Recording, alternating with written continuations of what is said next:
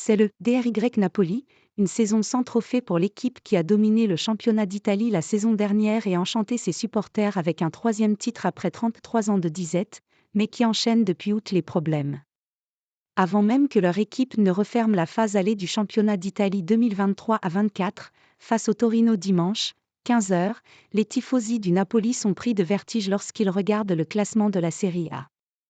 Naples occupe la 8e place avec 28 points, à 17 longueurs du leader, l'Inter Milan, 45 points.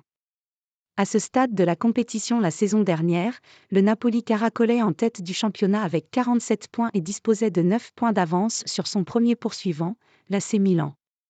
Parmi les statistiques calamiteuses du Napoli version 2023-24, une retient particulièrement l'attention: le champion d'Italie en titre a disputé 13 matchs toutes compétitions confondues devant son public et en a remporté seulement 4 pour 6 défaites et 3 nuls. Le responsable de cette déroute a longtemps été identifié, Rudy Garcia.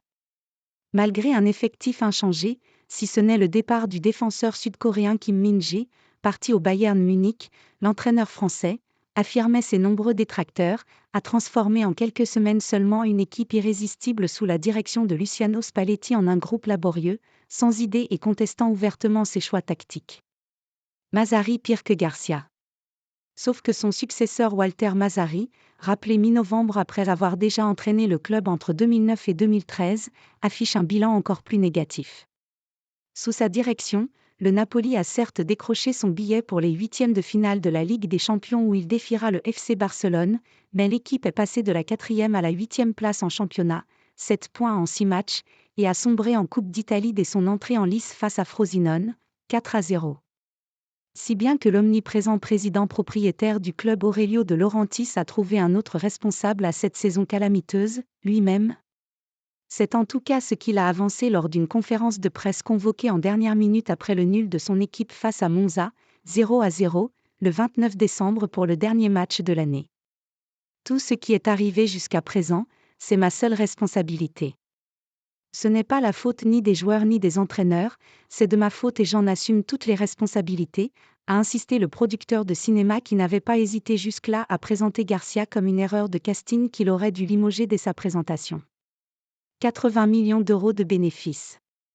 Je dois présenter mes excuses aux Napolitains et à nos tifosi, mais le championnat est encore long, on va s'activer durant le mercato pour tenter de récupérer le temps perdu, a-t-il promis, avant de donner un de ses mystérieux rendez-vous fin janvier pour dire sa vérité.